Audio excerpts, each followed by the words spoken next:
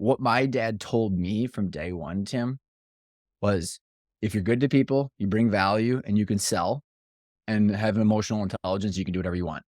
And that was now I look back, it was his way of almost pumping himself up because of the journey he was on, the universal truth he found in the world, which is I created a $21 million business and I barely graduated high school.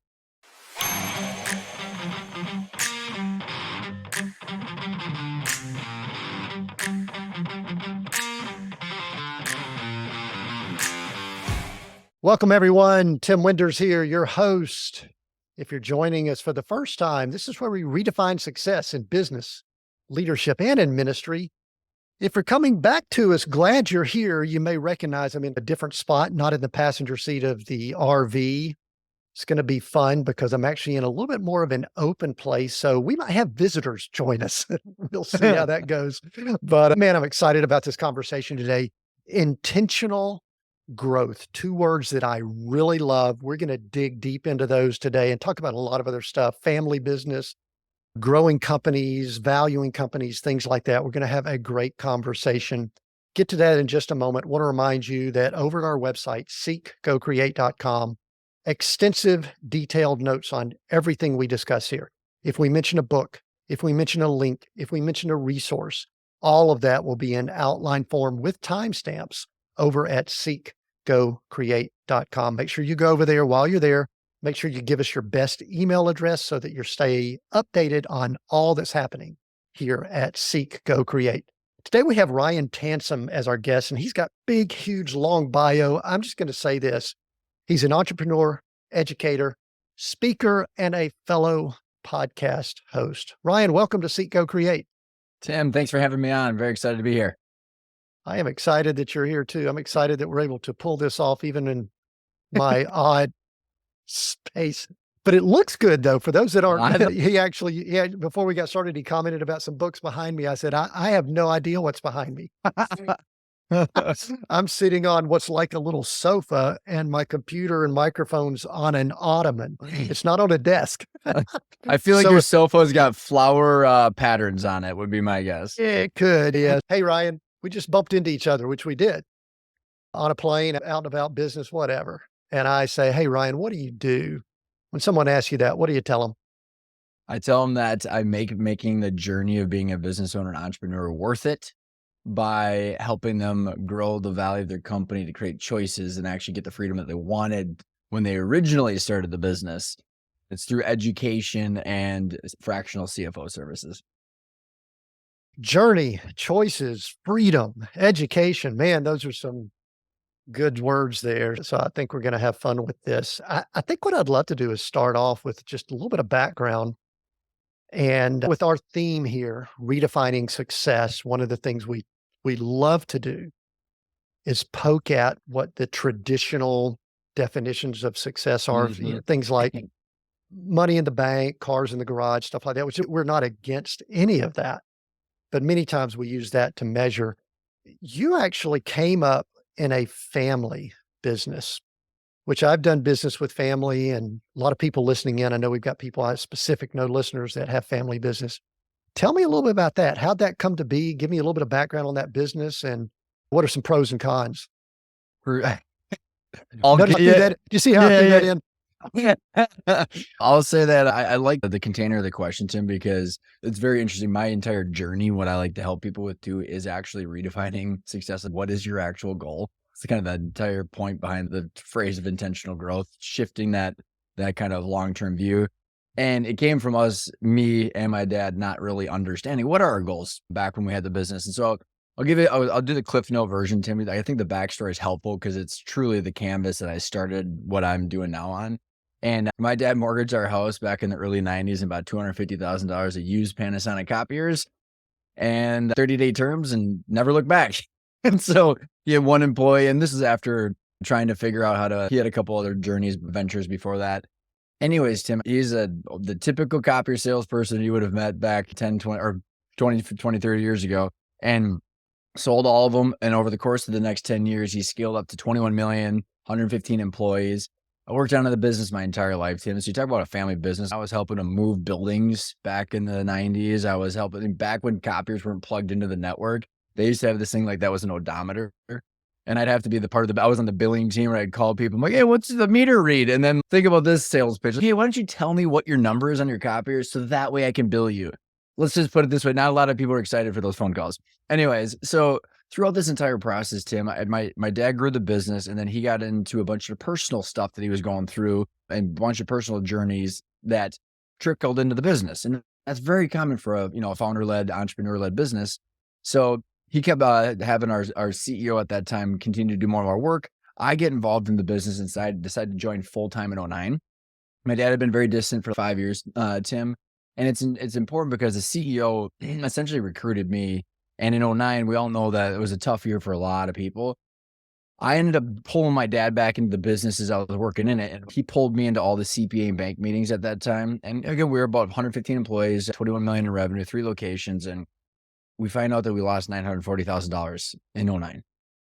And you like, okay, we got a choice to make. And first of all, it's what are we doing here? Why are we doing this? What's going to make it worth it? What should we do? Should we double down? Should we not? Should we, like, all questions that people probably thinking in, I listened in are thinking. And we decided to do what most people decide. We doubled down. And over the course of the next 5.5 years, Tim, it was everything, man. So we sold 2 branches for cash. I ended up having to turn around about 60% of the employees. We built out a new accounting ERP system. I built out the managed IT and software automation side of offerings. And then we rebranded so we could go head to head with all the other players that were out competing us at that point. Just a slog, Tim. Just very challenging. All to hit the 240,000 of payroll every 2 weeks, right? You can't miss that. It's the sacred cow.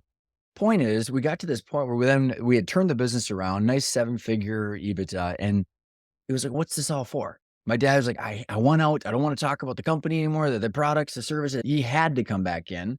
But we got to this point where the Groundhog Day conversation, in, out, is worth, should we sell, not sell, not sell? For a 1.5 years. It's exhausting for everybody because there was no clear answer of, is this obvious or not? Should we or shouldn't we?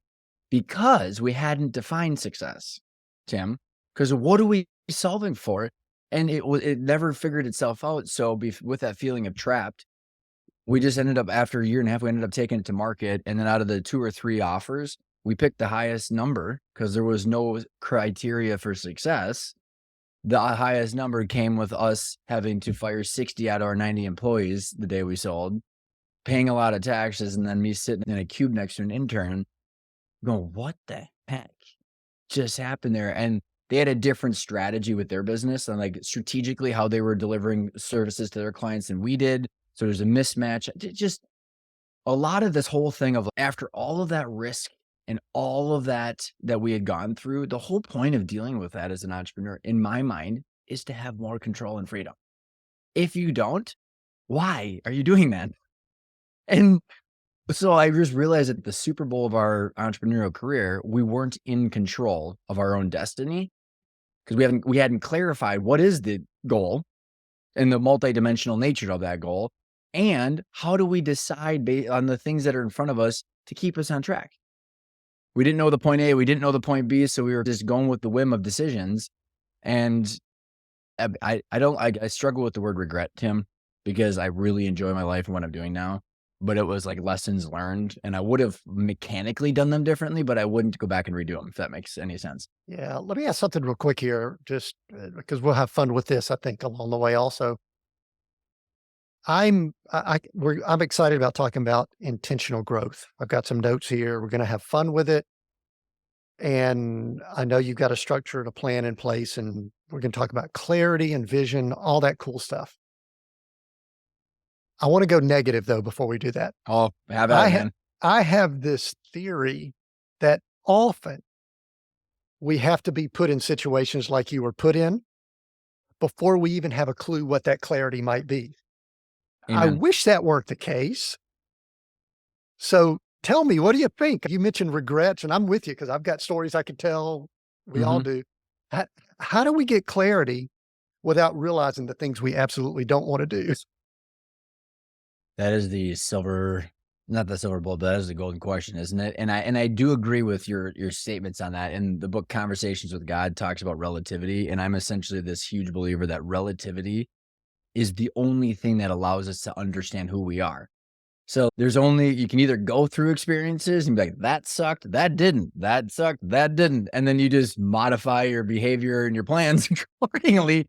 However, I'm gonna absolutely butcher, Tim, the quote, but it's wisdom versus knowledge versus experience, or like essentially, what is it, Tim? Is it something like along the lines where true knowledge is you can't do anything with knowledge, but wisdom is learning for other people's failures and avoiding them. So there's something there where you can learn from other people's experiences by seeing yourself as the hero in that hero's journey and then incorporating it.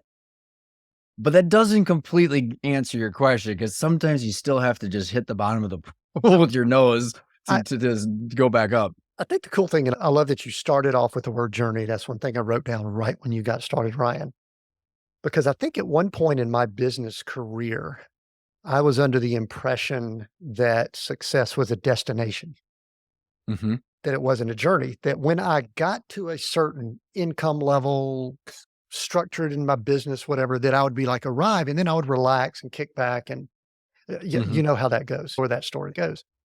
But the fact that it's a journey, I still do think that with things like the roadmap, and we're going to talk about intentional growth and the things y'all have, I think it helps guide along the journey, but it doesn't mean it's going to be perfect. Maybe that's the best way of Right, saying. and, I think we can we could talk about these topics for days, Tim. This is I love this world too, in this space too, because the 5 principles in what I built is how to actually accomplish the things that we're talking about too. So, like, they're more mechanical, but took me a long time to build them, but it's more of addressing these problems, and the reason I like the word journey is because it's the truth, right? And there's some of these books that I've already mentioned where it's like, what's the point of living? Like, why are we here? Like, I was that kid in school, like, why are we here? What's this for? And I just never get good answers. So then I just keep pulling the thread until I get a good answer. And so I think that what happened is after we sold, it's the whole thing that's retirement, which I think is a false notion. And I think a lot of people are figuring that out. And the baby boomers on the front end of this wave are going to be continuously proving our point, my guess. And then, Tim, what's really fascinating is my podcast was actually called Life After Business as the first title for 4 years prior to renaming it Intentional Growth. And it was all about what the heck do we do once we've sold the business? I actually had the Halftime Institute on from success to significance, right? So there's Bo Burlingham's book, Finish Big, talks about 75% of entrepreneurs are unhappy after they sell, regardless of how much money they made. And then over and over, I got proved that all that was true on my podcast. People would come in and they're worth $100 million, or you sold for $1 billion, or maybe it was $1 million, whatever it was. It was this, I wish I would have known what the business meant to my life because I had an amazing life. I just needed to monetize my asset. Or there's some people don't like their job too, but point is the whole point of life is the journey. Like, we actually learn more about ourselves through our experiences in life. And if we can intentionally take inventory of those good and bad experiences, then we can intentionally design more and more of the experiences that we like. Like, why don't we want that? And so I think it's really just the freedom of being able to hang out with the people we want, to talk about the things that we want to for as long as we want without having to sacrifice things that we've built so we can be more of ourselves. Sure. Yeah. You're talking to the guy who lives in an RV and travels, has been traveling for 10 years. I'm with you, man. Yeah. You mentioned earlier you were going down a path and I steered you about you don't necessarily want to say you regret something or and I think this feeds into this journey conversation.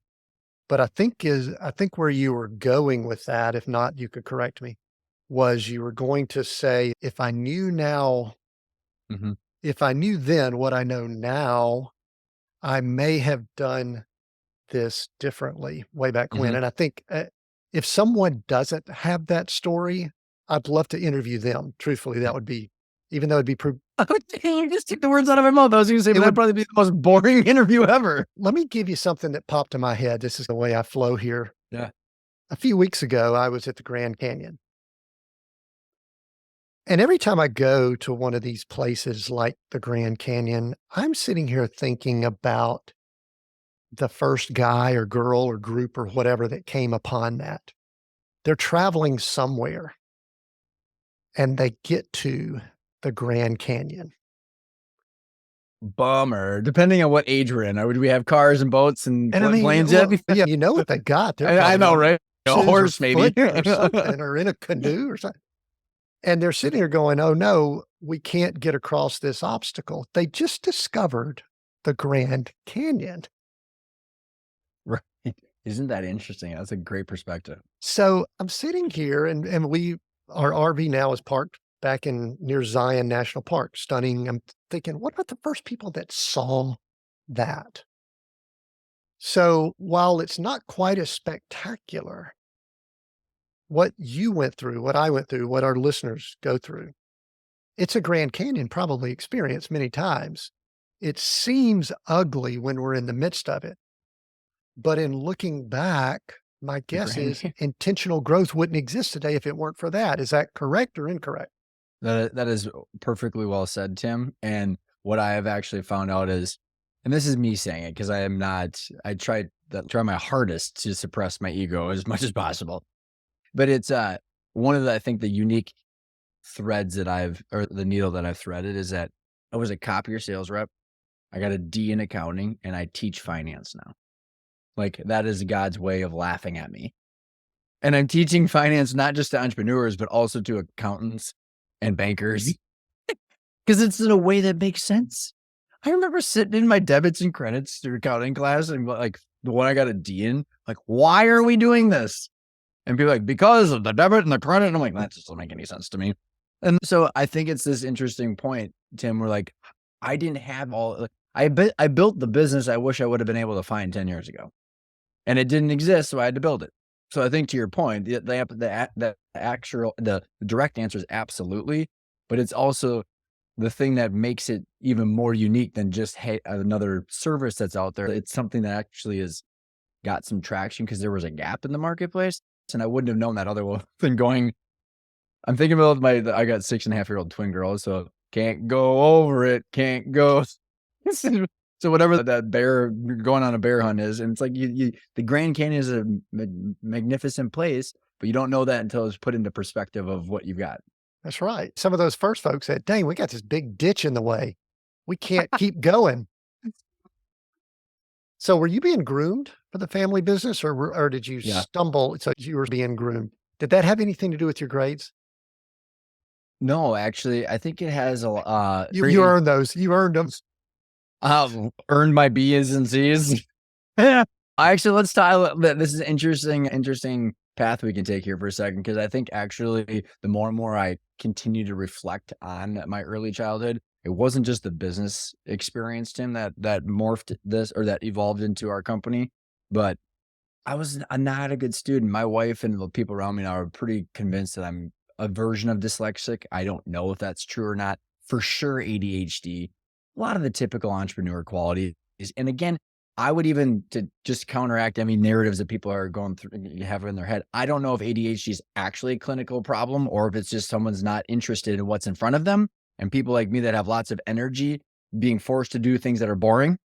And so there's a whole, I don't want to put all that debate over there, just saying that I was not suited for sit down for 8 hours, regurgitate black and white pictures of guys with wigs about history.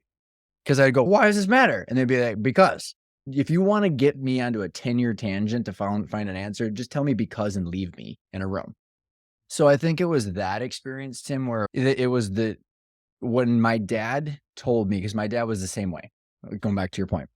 That was very similar to my dad. My dad barely graduated high school. He went to 90 days of college and he said he ran out of booze and pizza money. So then he was like, I got to go sell something and I don't have any good grades. What my dad told me from day one, Tim, was if you're good to people, you bring value and you can sell and have emotional intelligence, you can do whatever you want. And that was now I look back, it was his way of almost pumping himself up because of the journey he was on, but just telling me the truth, the universal truth he found in the world, which is I created a $21 million business and I barely graduated high school. So I was the first person on both sides to go to college. So it was like, hey, get a degree, make sure you can pay for your own bills. That was essentially it. Plus, be nice to people, and as long as you can provide value, you'll be fine. So that was really, it wasn't for the business, Tim. And he was very distant from the business when I went into it. So what happened was, is like truly the GM at that time wanted me to come work for him because managed print with solutions in quotes. It's not, it's just smaller copiers with printing. So I got a hook, line, and sinker into this for a different reason. And then everything had to happen for the right for the turnaround, but it wasn't for Ryan, oldest son, gonna get the throne kind of thing. It was more just stumbled into it by happenstance. Was there any other family members, or just are you the only family member that came along?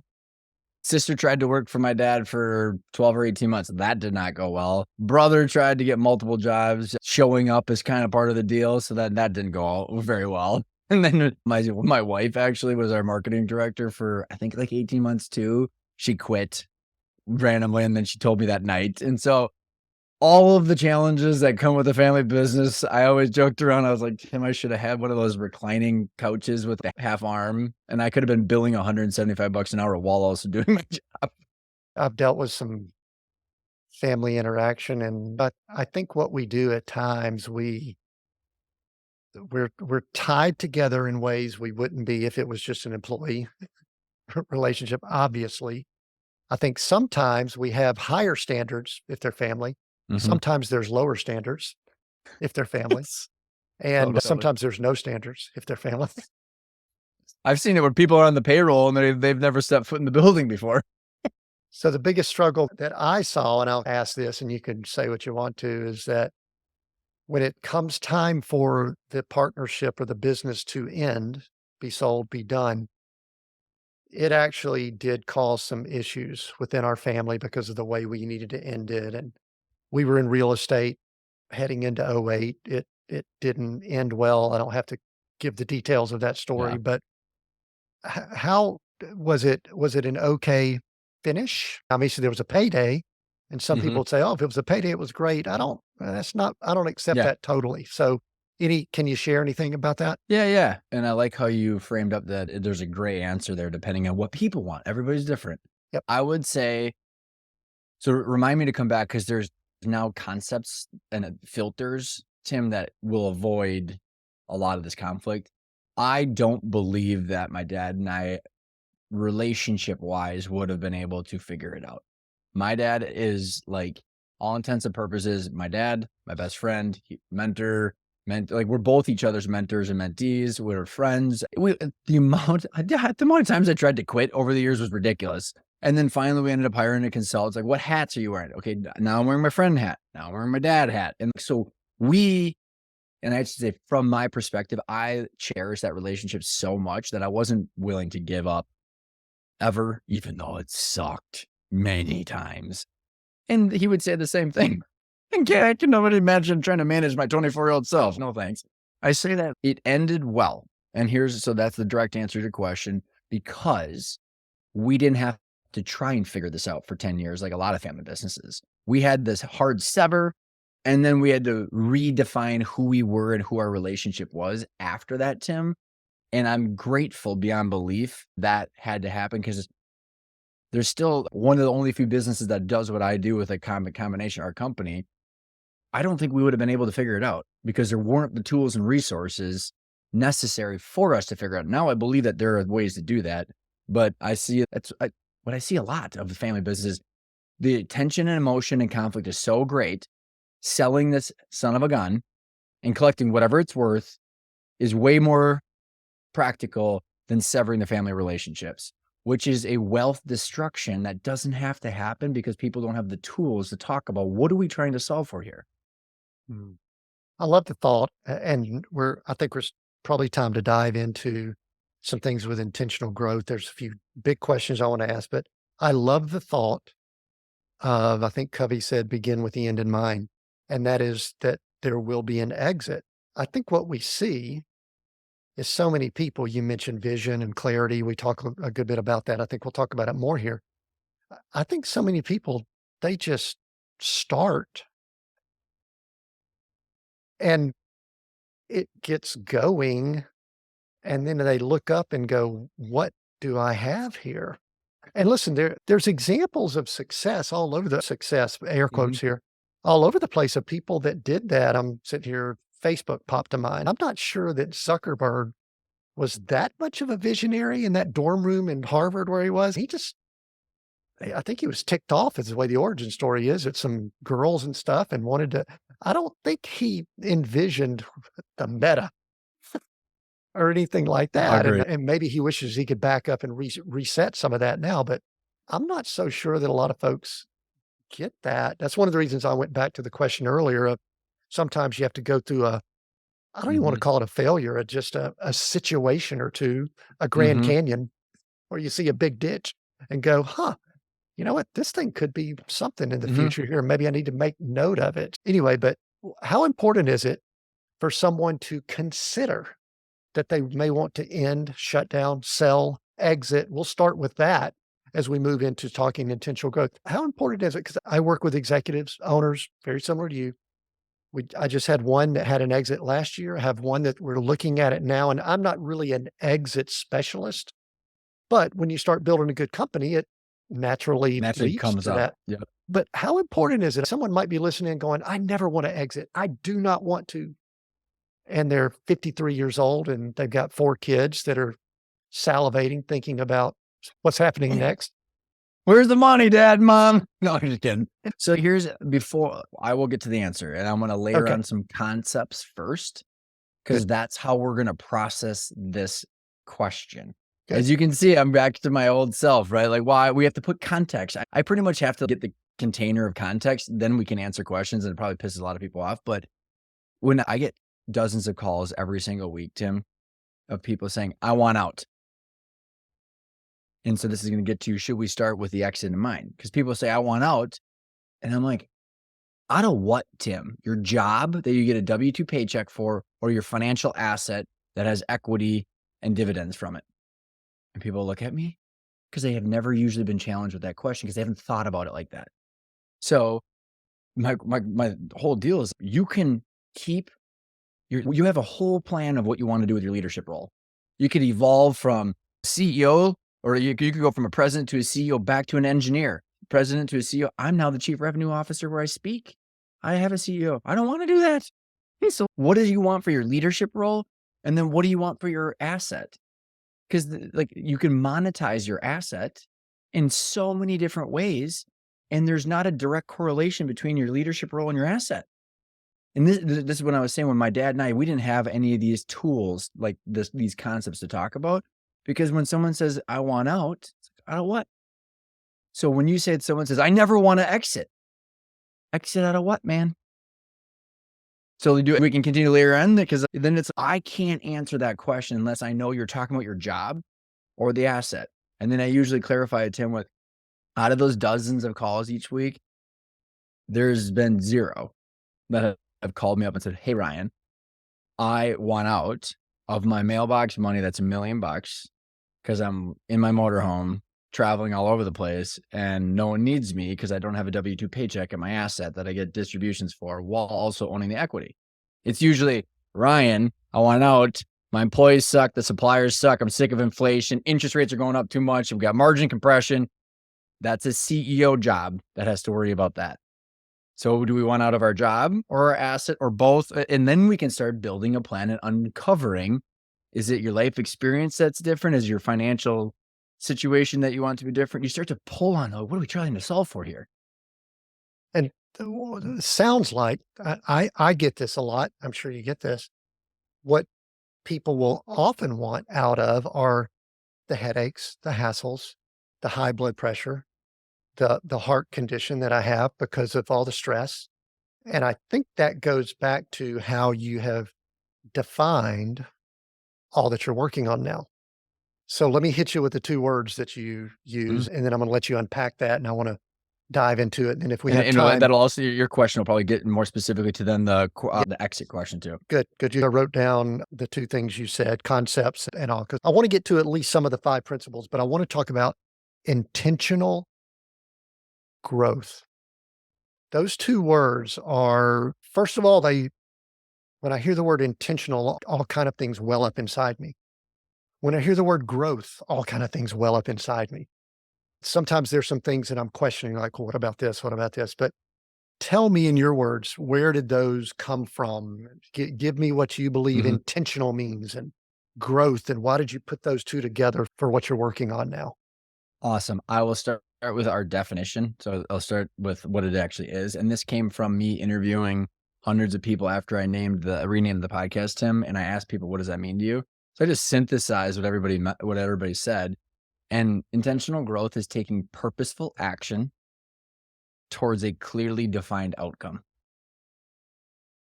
So we know how our decisions today are impacting what we clearly want in the future. The second part was just more of a continued explanation, but Sure. a clearly identified outcome and purposeful action on the way there. So where that came from with you talking about the combination of the words, I'll try and tighten up the story because it's about an 8-year journey. So, and this actually is going to answer your exit question too. Do we start with the end in mind? So here's the deal. I found this out after a lot of money and a lot of pain is because I lasted 60 days at the buyer's place. And then I was like, I got to go solve this problem. Like, what the heck happened to me? It was like personal experience, probably similar various reasons that you started what you're doing. Like, I got to learn what happened. And then also, hopefully, I can also then teach and help people along the way. Or as I started, I was consulting a bunch and I was noodling on these 5 principles. It was 6, and it was the infrastructure of this framework, Tim, came from me wanting to take the complicated, making it simple. Going back to my childhood, the education of I want something out of life. How do I think about the decisions that are in front of me to make sure that the purposeful action today is keeping me clearly on track towards that outcome that I want? What happened was these 5 principles started coming around, and they were originally called the growth and exit planning principles. So after 4, almost 5 years of misery, barely growing the business, having a one-stop shop, one shingle being me, consulting shop, essentially, every person, minus maybe 2%, so not every, 98% of the people I interact with hate the word exit. Visceral reaction, hate it. It's the same thing as estate planning, retirement planning. Might as well pick out your tombstone and your casket. Everyone hates it, man. And it was like, and what it hit me it didn't hit me as fast as it should have because, like I said, it took almost 5 years. But I was sitting down in front of a client, and we have training programs, and then we have services. And we had this boot camp coming up, and he's Ryan, I can't wait to go. I can't put your binder on my desk in my office. I was like, holy crap, you're right. He goes, everybody's gonna think I'm selling the business. And it's the same thing I thought. I was trying to avoid having all the suits be saw when they were coming in and out of the business while we were going through the process. And I'm like, and now I can quickly say why I think that everybody hates is because running a business sucks up cash. Most people don't feel rich, so they don't feel like it's worth what they should be worth. They don't feel like they're on track. They don't know how to exit. They don't know the various options. They don't know how valuations work. So this massive sense of anxiety is coming from hoping that everything's going to work out. But if they truly start to educate and explore exits and all that stuff, everybody's going to freak out. So then they don't. So there's this massive gap in the marketplace. So the people that need help. So what I was finding, Tim, is the people that I was attracting were the people that wanted to put lipstick on a pig of their company and sell it in 60 to 90 days for their retirement amount. When I'm like, you have a pig. Lipstick is not going to help it. And then the people I wanted to work with were like, I'm not planning on exiting. I was like, I built the least scalable company in the entire world. And I'm attracting the people I don't want and detracting the people I want. Isn't that a success? And Tim, I have notebooks after notebooks for years of how do I get the point across that you have to build value on the way there to have the exit or the choices that you want. And I was in Arizona. It was actually March of 2020 before everybody shut down. And intentional came because it was, we actually had the phrase begin with the end in mind, Stephen Covey. And it was actually so diluted of what people thought of that, like strategic planning, culture, all the leadership. There was so ambiguous that it was like, hey, if I want to grow, I want it to be worth it. Whatever that means for everybody. And intentional is, hey, it's thought through and growth. So it's like, because it's scaling up. I mean, I've had people in my podcast that have scaled up to bankruptcy. That's not the outcome I want. So it summarize intentional growth, put the current day of growth and the long term into one phrase. And then it was able to like get the whole point across. If you need to think through what the heck you're doing right now. The tough thing with that word exit, odd situation. My dad passed away the end of last year, and we're right now here with my mother-in-law who's could be close to a situation. It's exit is like the word death. Mm-hmm. People just don't want to talk about it. It's got a little bit of a taboo. Mm-hmm. It would be so nice if when a company forms up, they start talking about exit or transition or next, whatever, early on, but we can't. It's so fascinating when you mention the guy can't even put the notebook on his desk because if someone walks by, I have a client right now who the executive team, we're talking a little bit of strategy around what happens if they do an ESOP or a something Mm-hmm. like that. But, we can't really discuss it with employees and things like that. And so I get that. That's very interesting. Couple of things. Intentional to me is a much more positive way than exit. In some ways, exit means quit or Death. stop. Yeah, death. Death. It's truly the final result, right? It's a No, negative, it's a negative marketing word where yeah, today intentional is more positive. Is that what you're seeing? it is. And I'll continue to unpack when you were saying like, what is it and how does this all work? It actually is like the thread. And it goes back to your point or your original question of should we think about the exit when we start? And I want to, in this, so this will lead us into the 5 principles if you want, but it's another concept is what do you want, Tim? What are we solving for? Is it lifestyle? Is it the interactions? Is it impact? Is it money? You have to think through that. I can't think through that for you. And it's multidimensional. And that's principle 1 and 2, your vision and the financial targets. It's 2 sides of the same coin. But before we get to that, Tim, there are 3 big takeaways out of the intentional growth principles and out of the concept of intentional growth of view and run your company like a financial asset. That's our tagline. It's not what intentional growth means, but that's if you're applying intentional growth, you're viewing and running the company like a financial asset. And you have 3 things that you've really clarified. The first one is you know who you are and what you want from the business and why. The second thing is that you have clarified your target equity, hugely important, your target equity valuation at a point in time that you want, and the income that you want on the way to that valuation target, Tim. So like through salary and distributions, because you can make money on the way to that valuation. And then the third takeaway is how you want your leadership role to evolve on the way to that target equity valuation. So through those 3 takeaways, we've identified what we want and why. We've identified our target equity valuation and the income we want on the way there. So we've split off the asset. And then the third takeaway is we understand that our leadership role can evolve on the way there. Point is, we've completely eradicated the phrase exit in any of the top marketing of this stuff because if you are growing a valuable asset by growing the equity, just like you would in your house or a commercial real estate investment, you're growing equity, then you can monetize that in a tax efficient way when it's right for you without blowing up your life. And you know what? It's a really interesting way to just hammer this exit word right into the ground. Yeah, avoid it. What it does is it gives you options. You mentioned freedom at the beginning. That's freedom, having options. Whereas most people, most companies, most businesses, I would venture to say, if we were to guesstimate how many businesses out there have gone through these 3 items to any degree of thought process, because Any degree. I've interacted with a lot of business people through the years. I would say, I don't know, a handful, less, maybe.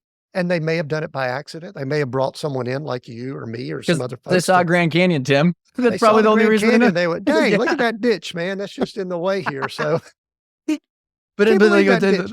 yeah, the last point of that is private equity. If your audience is familiar with that, Yes. they don't exit plan. They buy assets, grow them, and sell them in a tax efficient manner. Yeah. Yeah. But before we jump into the principles, I'd love for you to talk about that word growth because it very similar to intentional.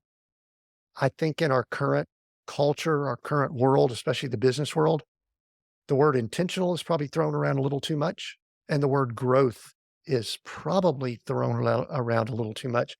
I think many people grow for some kind of growth sake. I don't know if they know what they're measuring, things like that, but talk about growth before we get into some of the principles in the time we have left. I'll speak at it from my perspective because everybody's got their own definition of Yeah, those two, which is a self-authoring version of what we're doing here is yeah. helping people clarify whatever that means to them.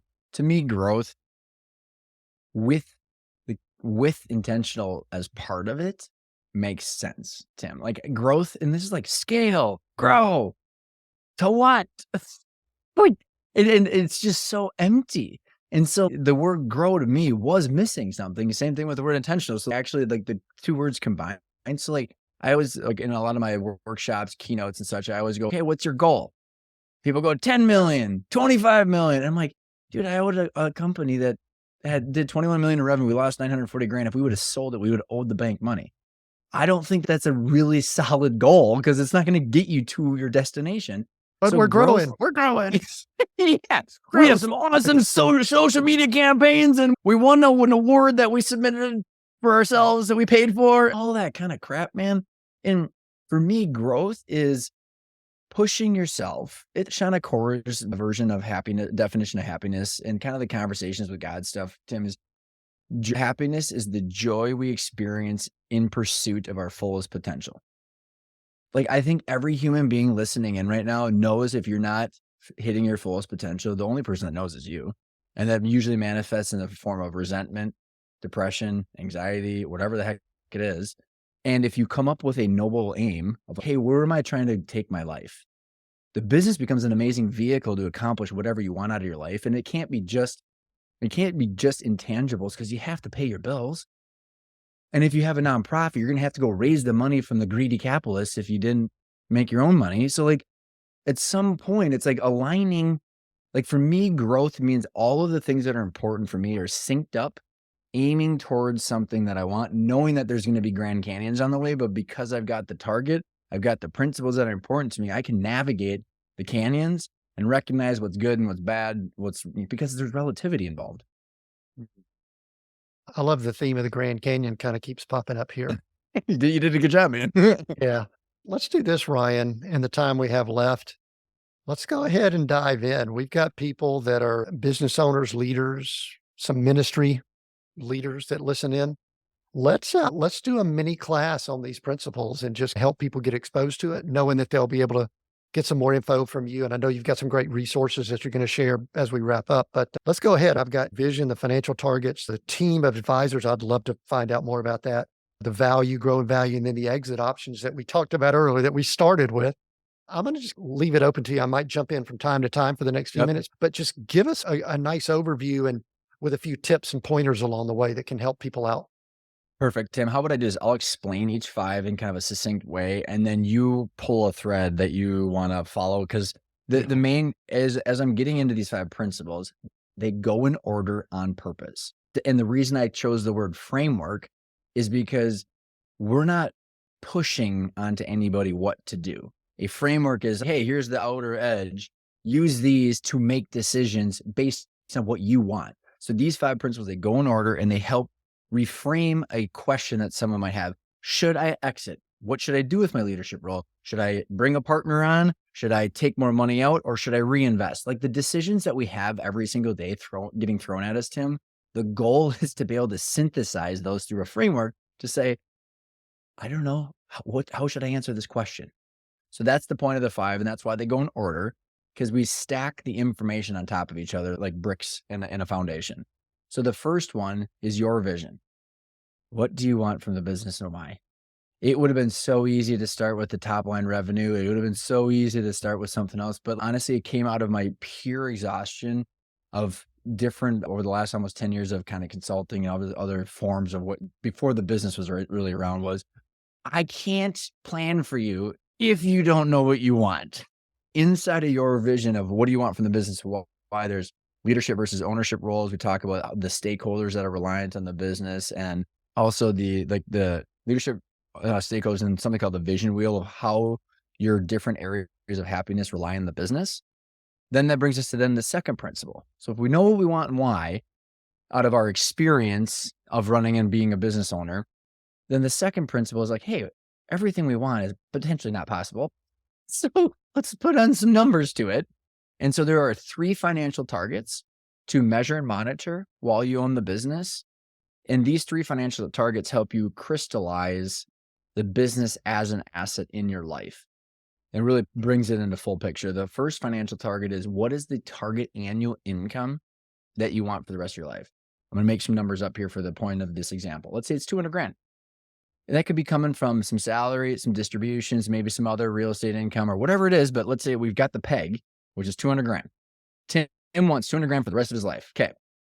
We have the second financial target, which is your outside net worth now and ongoing. And what that does, Tim, is brings our point A into clarity. Like, where are you at right now, Tim? With your outside net worth, like, how are you financially free right now or not? Along the way of your journey, you will be financially free. That doesn't mean you have to sell your business, but let's know that while we own the business. Let's not figure it out at the deal table afterwards. Target annual income. Second one is outside net worth, which then pops the value of the company. All right, that's the third target. What is the value of the business, the equity value today? And what is your target equity valuation at a point in time?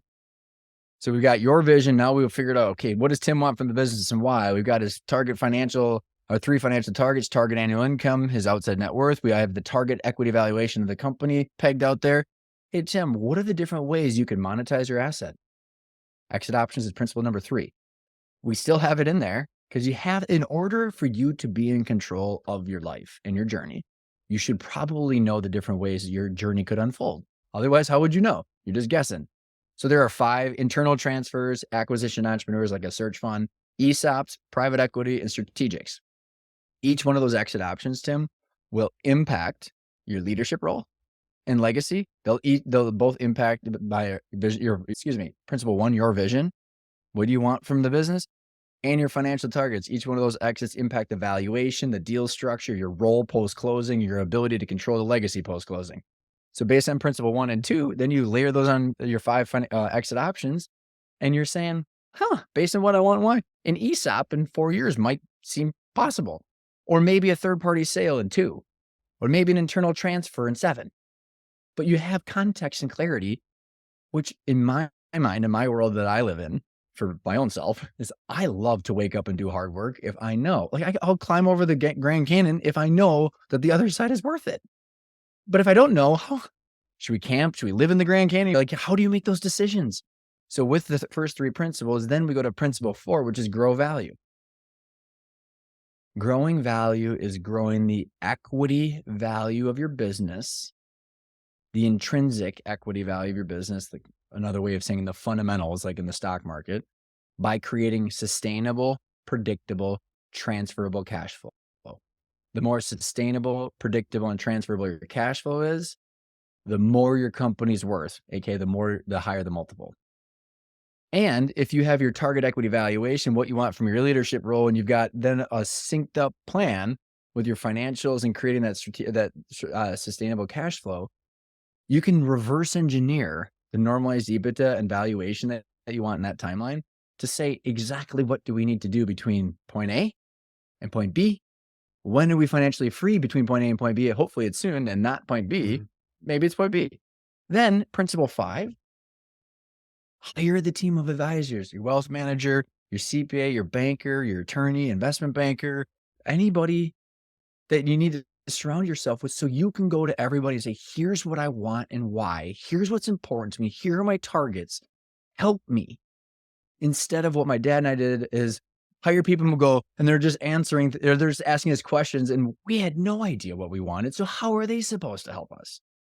So these 5 principles help snap that clear view, or that clearly identified outcome, and what do we need to do every single day to stay on track?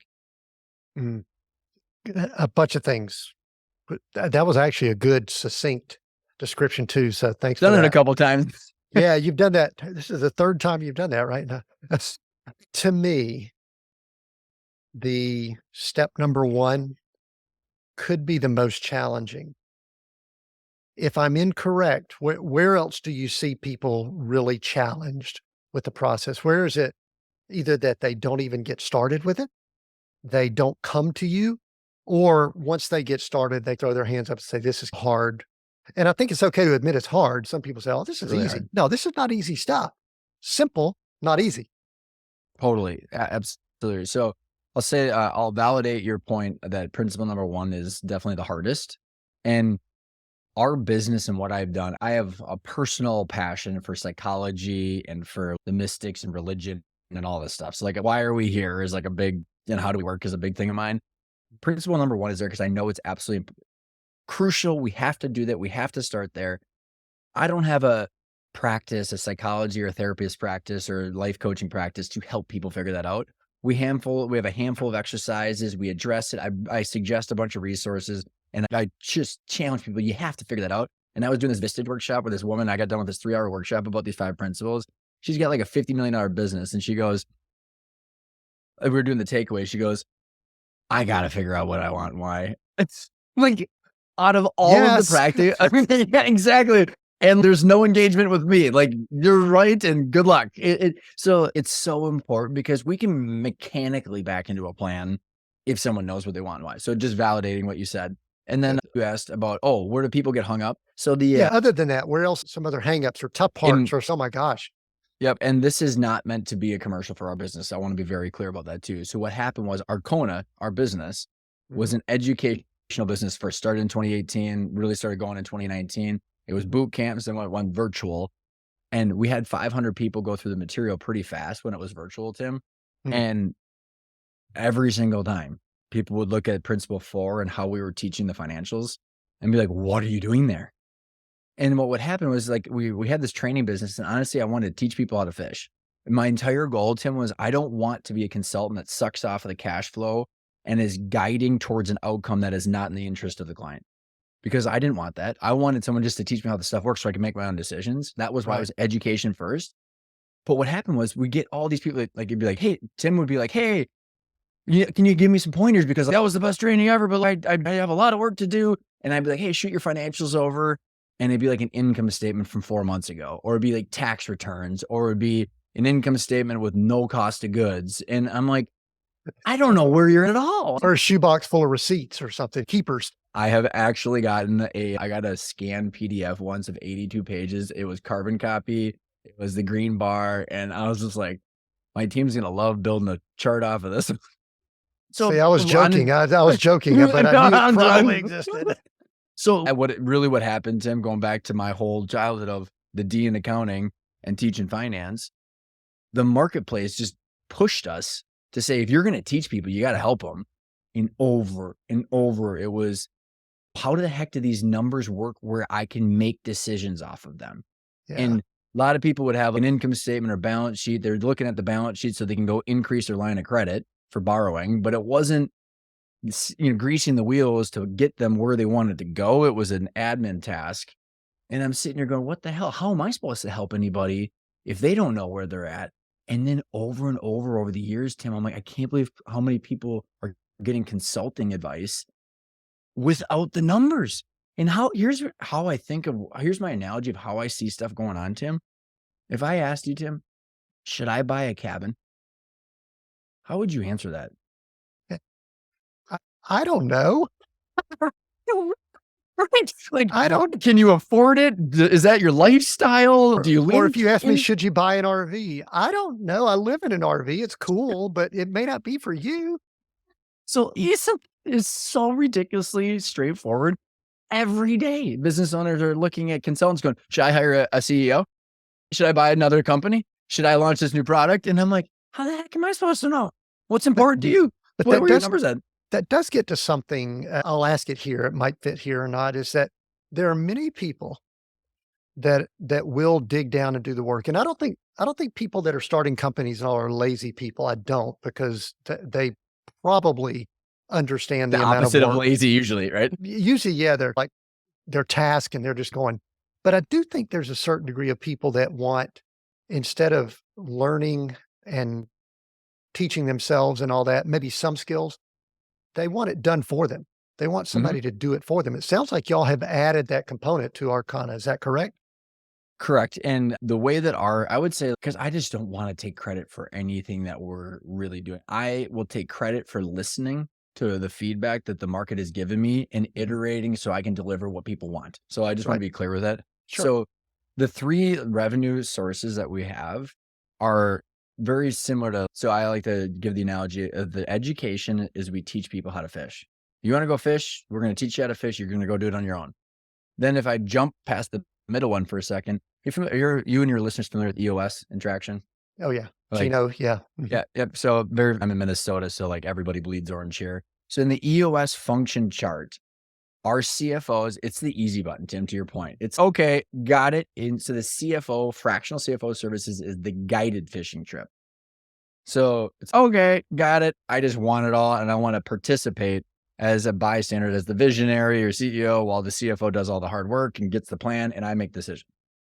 That's not for everybody either. We have in the last 18 months launched a financial dashboard offering where we're not on the function chart. The CFO actually fills the responsibilities of that function chart, the finance leadership, Tim. They're actually owning the rocks.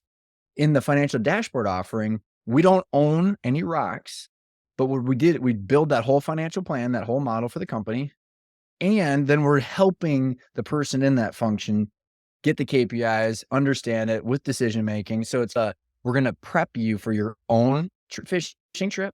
We're going to help you pack, we're going to help you plan and all that stuff, but it's not guided. You're going to eventually go on your own when you get there and you're going to have to portage yourself and do everything, but you've got support because we helped you plan.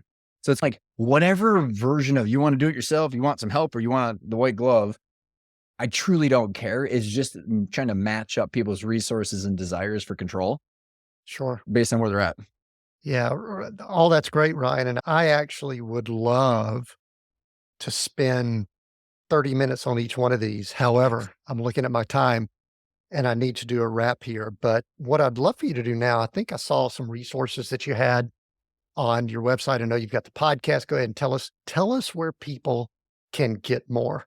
And then I've got a couple questions before we finish up. But where can people connect with you, get more resources, find you, podcast info, all that kind of stuff? This is don't hold back. This is promote yourself time. The hopefully the easy part about this is it's just our website, arcona.io. So it's ARKONA.io. 342 podcasts that are an hour to an hour and a half are on there. We have a financial checklist and assessment that is a digital one with 5 videos of me explaining and teaching over the financials where if like you don't even want to engage, they can go watch the videos. It's over a spreadsheet with their CFO and do it themselves. Right. There's 5 videos on the training. So consume as much as they possibly can on the website. There's contact information for me. It's LinkedIn. I pretty regularly will answer anybody that reaches out on LinkedIn, but the goal is go consume as much as you want because I want to make sure that it's the right conversation. I don't want anybody wasting their time, but I think that's usually what most people are cherishing these days. Sure. Absolutely. We'll make sure all the links are down in the notes and everything. And so people can check that out. I do want to, there's one more little sort of frivolous question here because this episode, for those that are seeing it on YouTube and possibly social channels, is unofficially sponsored by True Classic T-shirts and by Fresh Clean Threads. Because when Ryan and I jumped on the line, I went, dude, man, I love your shirt. He goes, yeah, I love your shirt too. We're both in our black T-shirts, which I guess is our uniform. Why do you wear black T-shirts all the time, Ryan? What's your answer? It's black t-shirts and this goes into almost all areas of my life is I systematize anything that is routine and I perfect it so that way I never have to think about it because I cherish what I get to think about and I want to have discipline in the things that are routine so I can have as much freedom and creativity when I get to think about it. So I don't like to think about what I wear at all. So why not purple or yellow or green? I can't match at all. Like, the thought of like, because I wear gray jeans with my black tee, and I have black boots. Yeah, it's so too. My wife is like, you just gotta wear some blue jeans, like blue and black. I don't know, it just makes my brain hurt. And I have green eyes. And she's like, you should wear green t-shirts. I'm like, ah, I just don't. I'm like just neutral, so I can think about whatever I want. I don't have to look at a blue t-shirt in my corner of my eye. I was somewhere recently and I put a blue dress shirt over my black T-shirt. And I should have kept going with it because I literally got so many compliments. My wife, other women, men, wherever, like, going, "Oh my gosh, you look so good in that." I think it was Is it so because you some just were wearing something different? maybe, but my eyes are blue. Maybe the blue, maybe it popped. I don't know. I Love could that though, tell Tim. we do have both a real ruggedly handsome look to us. I'm almost 60 years old. I had somebody tell me, "You just wear black t-shirts because it make you look slimmer." I'm going, maybe. But like, so I'll add that to the column of why I should keep doing Okay. this, but it wasn't the original. I'm Right? good with it. So anyway, just so we got that out of the way, if anyone from True Classic or Fresh Clean Threads wants to sponsor this episode, we are open And I to will that. gladly take a free subscription to Black Teas. I'll take it. Absolutely. So anyway, hey, Ryan, we are Seek, Go, Create. Those three words is how we describe ourselves here. And I want to give you one of those words to choose over the other two. And why is my final question. Seek, go, or create. Seek. And And why? I love learning. And like my 3 principles or my 4 principles that I like, not the company principles, is I like to learn, I like to create. So I was actually almost going to pick that one, but I like to learn first, then create, then teach, then lead.